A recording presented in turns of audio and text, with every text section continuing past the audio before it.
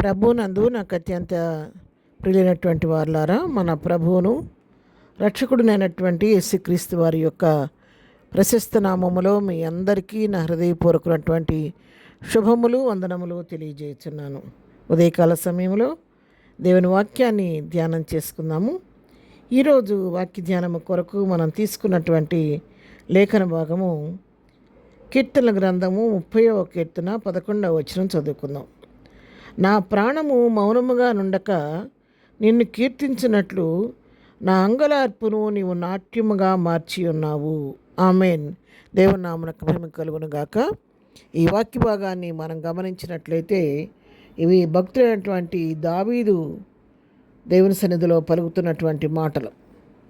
దావీదు జీవితంలో ఎన్నో ఇరుకులు, ఇబ్బందులు, శోధనలు కలిగినప్పుడు అతడు ప్రతి పరిస్థితికి దేవుని పైన ఆధారపడి తన కలుగుతున్నటువంటి శ్రమలన్నిటిని గురించి ఎప్పటికప్పుడు ప్రభు యొక్క సహాయం తీసుకుంటూ ప్రభు సన్నిధిలో ప్రార్థిస్తూ ఉండేటువంటి అలవాటు కలిగినటువంటి వ్యక్తి దావీదు.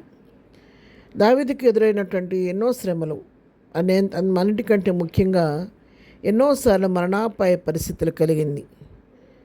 సౌలు రాజు తన తరుముతూ దావీదును చంపాలని ప్రయత్నిస్తున్నప్పుడు ఎన్నోసార్లు పాపం అనేక ప్రాంతాల్లో దాగి తన ప్రాణాన్ని కాపాడుకుంటూ వచ్చాడు. ప్రాణభయంతో, ప్రాణభీతితో మరి దాగి ఉన్న పరిస్థితులు మనకందరికీ తెలిసిందే. అటు విధంగా మరణం తనను తరుముతున్న సమయంలో దావీదు మనుషుల సహాయం కొరకు వేడుకోలేదు, కానీ దేవుని సన్నిధిలోకి వెళ్ళి దేవుని సన్నిధిలో ప్రార్థించాడు. ప్రభువా, శత్రువు నన్ను తరుముతుండగా నీవే నన్ను కాపాడు, నా ప్రాణాన్ని కాపాడమని ప్రభువును వేడుకున్నాడు దావీదు. ఆ మాట మనకు అర్థం అవ్వాలంటే 30వ కీర్తనలోనే 8-9 వచనాలు మనం చదువుకుంటే మనకు చక్కగా అర్థమవుద్ది. చూడండి, దావీదు చేస్తున్నటువంటి ప్రార్థన దేవుని సన్నిధిలో, యెహోవా నీకే మొరపెట్టి తిని నా ప్రభువును బతిమాలుకుంటుని, నేను గోతిలోనికి దిగిన ఎడల నా ప్రాణం వలన ఏమి లాభము? మను నేను స్తుతించిన, నీ సత్యమును గూర్చి అది వివరించిన. యెహోవా ఆలకింపుము, నన్ను కరుణింపుము. యెహోవా నాకు సహాయుడివై ఉండుము. ప్రభు సన్నిధిలో మొరపెట్టుకుంటున్నాడు.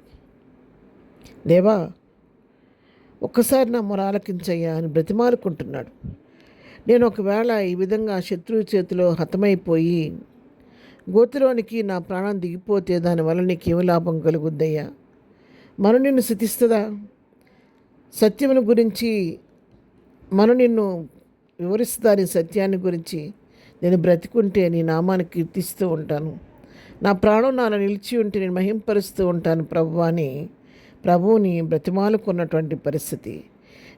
నువ్వు తప్ప వేరే దిక్కు నాకు లేదు, కాబట్టి దయతో నా మొర ఆలకించు, నన్ను కరుణించు, నాకు సహాయం చేయమని ప్రభు సన్నిధిలో మొరపెట్టుకున్నప్పుడు దేవుడు అనేక పర్యాయాలు మరణాపాయ నుండి దావీదును తప్పించాడు.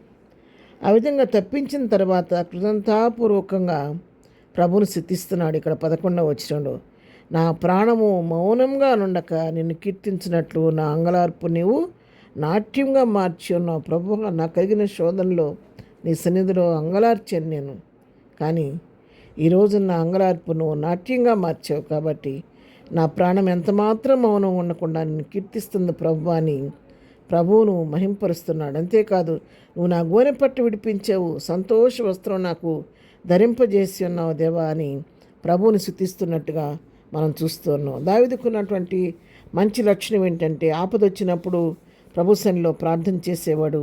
దేవుడు ఆపదను తప్పించినప్పుడు తప్పకుండా దేవుని కృతజ్ఞత చెల్లించే అనుభవం దావీదుకు పొంది. 103వ కీర్తన కూడా చూడండి, మొదటి వచ్చిన, నా ప్రాణమా యెహోవాను సన్నిధించుము, నా అంతరంగం నా సమస్తం ఆయన పరిశుద్ధ నామం సన్నిధించుము. నా ప్రాణమా యెహోవాను సన్నిధించుము, ఆయన చేసిన ఉపకారములలో దేనిని మరువకమని తన ప్రాణాన్ని హెచ్చరించుకుంటూ ప్రభువు చేసిన మేళ్ళను ఉపకారాలను ఎప్పటికప్పుడు తలపోసుకుంటూ ప్రభువును మహింపరిచే అనుభవం కలిగినటువంటి సన్నిధించిన అనుభవం కలిగిన వ్యక్తి దావీదు.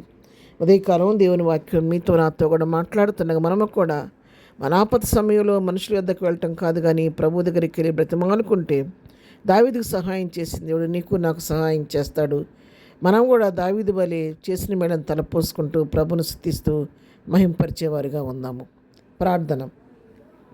ప్రేమ కలిగిన తండ్రి, పరిశుద్ధాన్ని పాదముల కొందనాలు. ఉదయకాలం మాకు ఇచ్చినటువంటి ఈ శ్రేష్టమైన లేఖన భాగాన్ని బట్టి నీ కొందనాలు. దావీదు వలె ప్రతి పరిస్థితికి నీ పైన ఆధారపడటం నేర్పించండి. చేసిన మేలుని బట్టి నేను స్తుతించే అనుభవం మాకు నేర్పించండి. ఈ దినం మేము చేయి పనిపాట్లో రాకపోకల్లో క్షమం దయచి ఈ దినం బర్త్డే మ్యారేజ్ చేసుకుని వెళ్ళని దీవించండి, ఆశీర్వదించండి. ప్రతి వారి పట్ల నీ కృప విస్తరింపజేసి దేవులతో నింపి నడిపించమని యేసునామంలో ప్రార్థించండి పొందుకొని ఉన్నాము తండ్రి. ఆమెన్. ప్రభు కృప సదాకాలం మనందరికీ తోడై నడిపించునుగాక. ఆమెన్.